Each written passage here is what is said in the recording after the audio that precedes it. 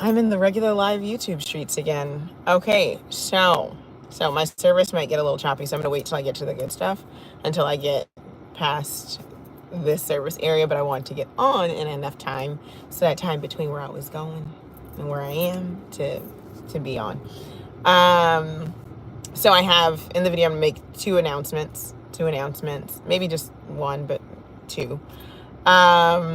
And I want to check in. I mean, every so often we check in, but I think this check in is a check in that I'm super excited for, because I'm excited. I'm super excited. So, you all are familiar, if you're here, if you're on the live, with this YouTube space, the space that I'm making the video from. This is the space that we've chatted from, we've grown from, you've watched me grow, you've seen the ups and downs. And just so nobody's anxiety is through the... I have, for, I don't know, maybe the last 3 years, and maybe a little bit more, have been trying to figure out, in so many ways, and some of you have experienced that, how to personally transition, not from teaching. I'm still going to continue the Jeremiah series. I'm still going to teach Torah. I'm not abandoning that ship, that work, that call. But there are so many more dimensions to not only this walk, but just life in general. And I feel like there's such a delicate balance between intermingling the teaching of this and being able to approach life in a open and explorative, I think that's a word, in that way, and to be able to grow and to heal together. And we've done that here. Don't get me wrong, we've done that here. But how this space exists at this current time is how I would like it to continue to exist, where we talk about scripture, there's Hebrew stuff, we threw a couple of announcements. But for me personally, and it may be others as well, I believe there's something more we need. The reality of things, the grit of things, the ability to speak, convey, be spoken to hear thoughts, so forth. So I did all that. I'm past the area. That was me stalling. So that didn't cut out. So 3 years ago, and it's almost 4 years ago, sat out with this concept, and I bounced it off of friends, and I've tried to soft launch it, and it just wasn't time. But I sat with this concept of, and it's dual, and it's called Hebrew and healing. And it's not just Hebrew language and healing, but it's also Hebrews healing Hebrews, and the idea of approaching healing with the language, not just the Hebrew language, but also, because we speak English, right? With the language necessary to do the work, to identify what needs to be done, but also in a cool, fun, lighthearted, maybe sometimes a little ratchet manner. And I say ratchet in the most holy way I can say ratchet. I'm not talking about, sexy red or twerking or something like that. I'm talking about things that are not normally spoken about and are unconventional. I've gotten to a space when it comes to this particular space, especially when it's around the teaching, because I don't think that at this point in my life, I'm ever going to mingle this space with those things. But I also realize that there are people, and some people it's not for you. That's why I'm not putting it here. This is for you. That may not be for you. That's why we're leaving this like it is. But there are some things and some versions and some parts of us that need more or need something different to get where we're supposed to be. And while we want to Hebrew, and shalom, there is the reality and there is the necessity of transparency about some things that not only happened in our lives, but are happening presently that don't make sense according to how, and things still presently happening that need to be addressed And I don't think those things in this space can be addressed without convoluting what I believe is a very, very, very sacred work in teaching the text and so forth. So it's not a Risa Tisa or Tisa Risa or whatever her name is. I didn't watch the whole thing, but I see the news and I see the things. They're not talking about that. Talking about the reality that certain things need to be talked about. Certain things need to be addressed, and certain things need to have practical ways for us to deal with them. And there are a bunch of people out there who tackle those things in different ways, but I'm talking about candid discussion and openness and transparency and all of those things which cause us to go to other sources to try to find how to navigate, because it doesn't in our space in a holistic way. I'm not talking about bashing people. I'm not talking about drama. I'm talking about literally dealing with the things that we're experiencing and being able to add experience to those things. It's necessary. It's necessary to speak on things. Like me, I've been in this space, and sometimes transparency is not all the ways the best over here, because of how people came into the space and where people still are not. So the goal is in Hebrew and Healing, which is it is a YouTube channel that is created. There's nothing there yet, where we can go and where we'll discuss. It'll be a podcast. There may be word studies. I don't even know what the space will really be. But what I do know is this: there are things that I've experienced that I know are not singular to me. So over the last 9 months, my prayer and my heart toward Yah has been specifically, probably always, I'm a woman, so it's natural, toward women and mothers in spaces who don't know what's next, don't know where to go, who feel lost, who feel locked in, who don't feel seen, who don't feel heard, who want to know Yah more, who want to heal and grow and be better for their children and for their grandchildren and for what is to come. And my face has been before Yah in that, and I feel like so much of the things that I've experienced and the things that I don't openly just oh my God, on YouTube, we're going to talk about this. They haven't been in a space, and there are other women who I've had conversations with who share that same heart, that those things don't have a space to rest, but those things are necessary not only for ourselves, but also for others. And so what triggered me today, not in a trigger negative, but what prompted me to be obedient, because I believe it is an obedience, was yesterday on book club on Patreon. We were talking about Job and how Job went through what he went through, and how that suffering and that trial for Job was not just for Job. And I made this little joke, and I said, I can't wait till I get to the other side, because I can't wait to meet Job and tell Job that what he went through, even though Yah, of course, gave him more on the other side of it, that it spanned so far beyond him.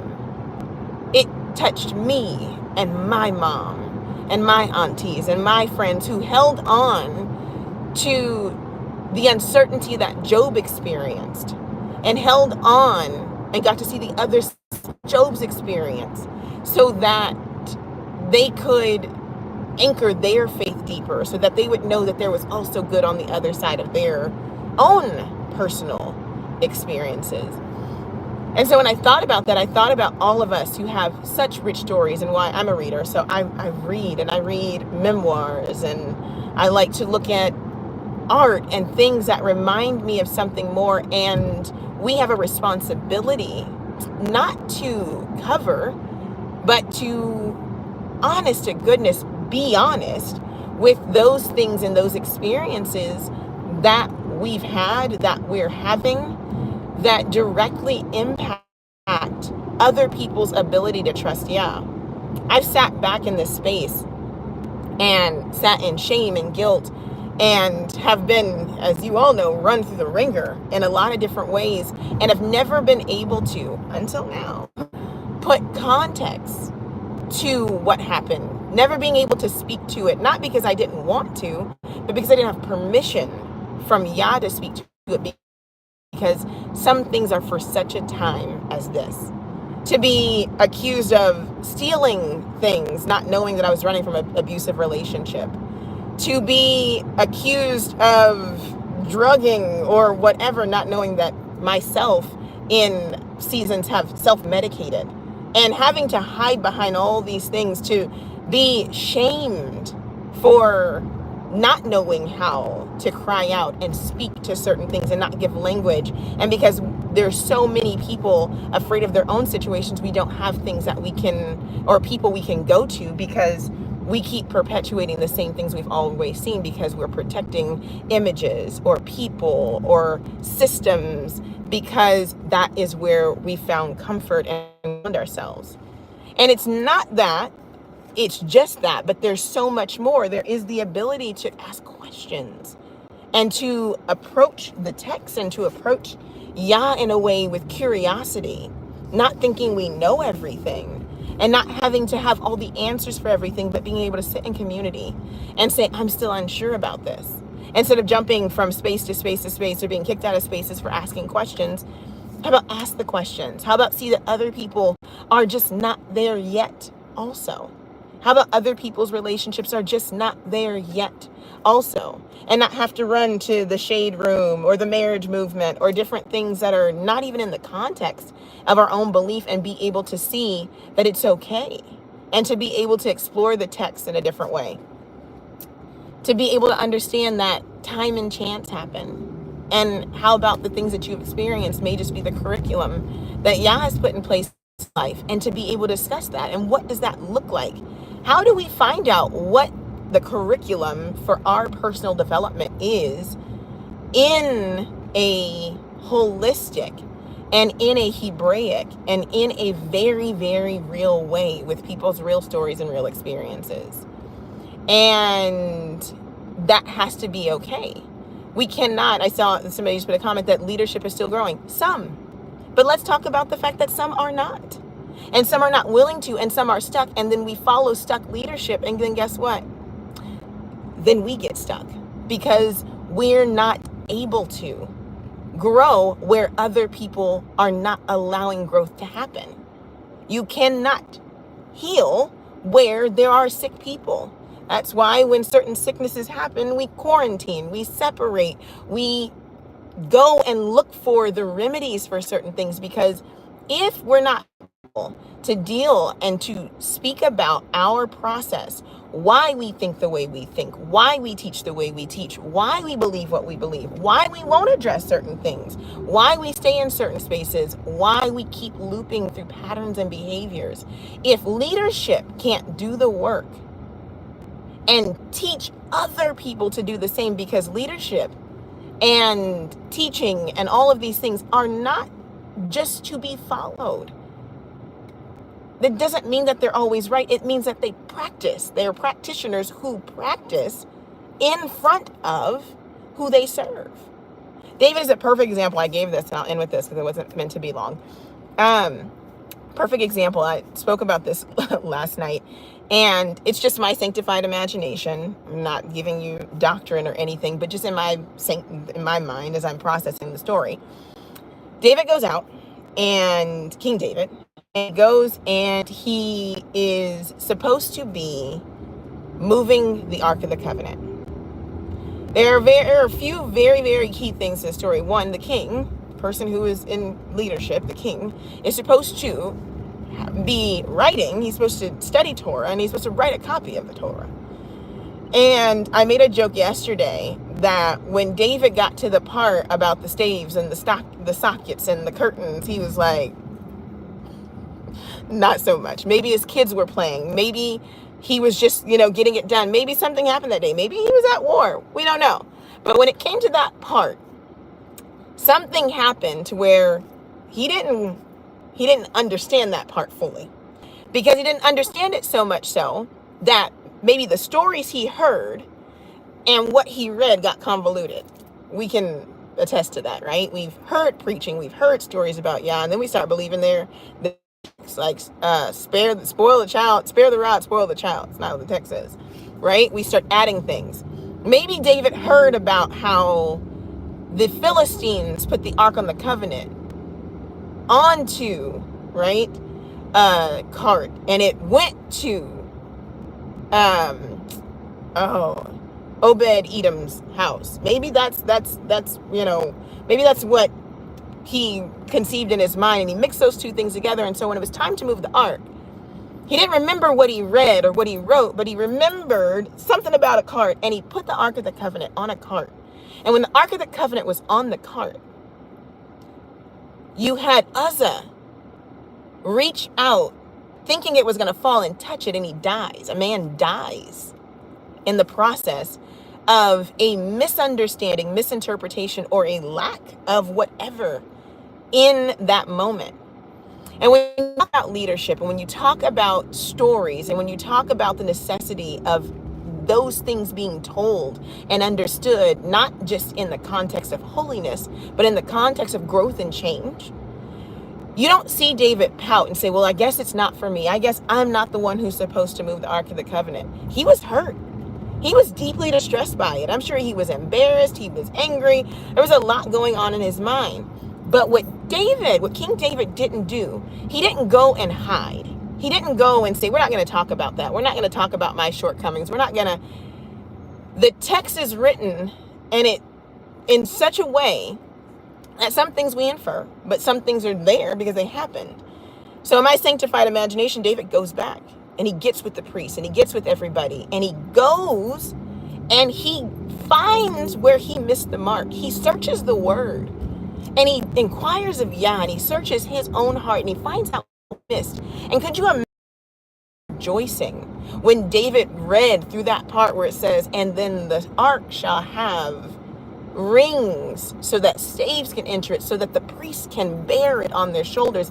It's supposed to be borne on their shoulders on purpose. And the excitement and the rejoicing he must have felt to find the area of his error.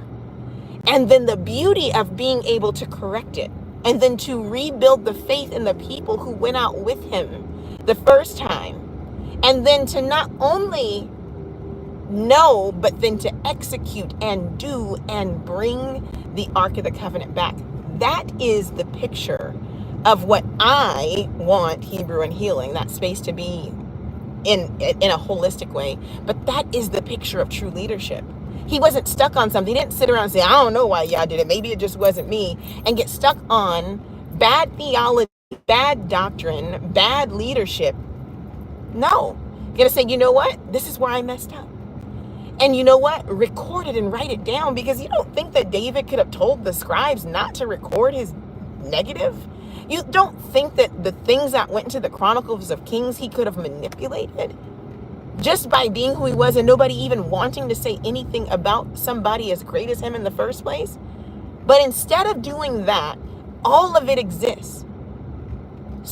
Not just exists in the Chronicles and in the Kings, but it also exists in the Psalms. His depression, his anxiety, everything. That is why David is considered a man after Yah's own heart, because he does not protect himself. He's not fearful. He embraces vulnerability because he realizes that every interaction that he has with Yah is an opportunity, not only for his own growth, but for the growth of the people who are around him. He's not covering, pretending, he's not masking, he's not deflecting, he's not putting it onto other people, he's not blaming other people. It's bare and it's in front of us, because it reminds us that if we want to have the true transformational change, which is to be made in the likeness and image of Elohim, so that we don't shame him and take his name in vain, we have to also be willing to participate in that same exact work.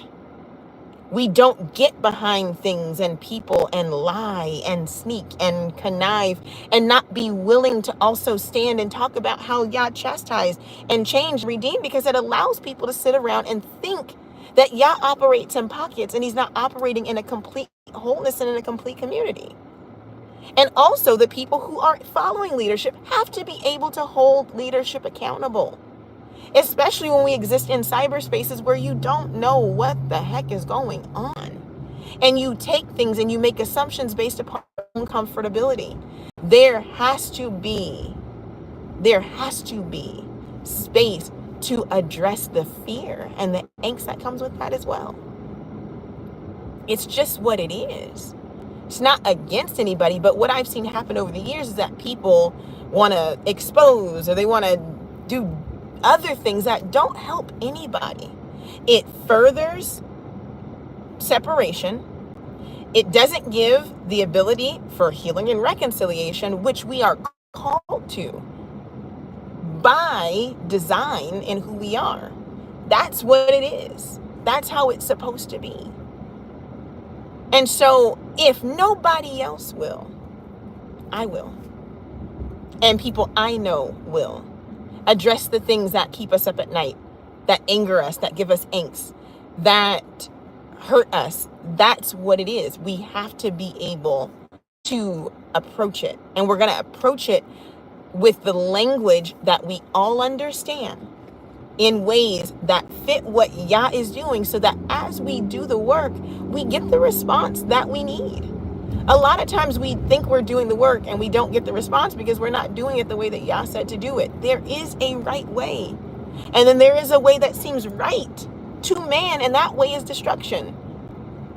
We should not be experiencing the things that we're experiencing in such a large number and in such a huge way that they come in my email. And they come in other people's emails, or they come because there's no place for it, because we want to keep a house of cards standing. We're not going to treat our faith and our heritage like Western theology, or like the Western world where everything is hidden and suppressed and then people stay sick. We're not going to treat it like grandma's house, where things couldn't be talked about and where things just stay in house. We're not going to treat it like that. That's not how Yah treated disease. That's not how Yah treated infractions. He treated them. He rafa'd them. He unwove the tapestry and then healed them. And we've been called to that work, those of us who've been called to heal. So, question, where is it? It's going to be on YouTube. I'm going to do it straight up front. There may be things like after discussions and conversations that'll happen on Patreon, but the bulk of the stuff and the podcasting and the recording and the lives or whatever, YouTube. It's going to be Hebrew and Healing. Type in Hebrew and Healing on your, in your YouTube search. A page should come up. There's nothing on there. The logo looks like an ampersand, like an and symbol with arrows. We'll explain all of that, how the design came to be, why the branding looks that way.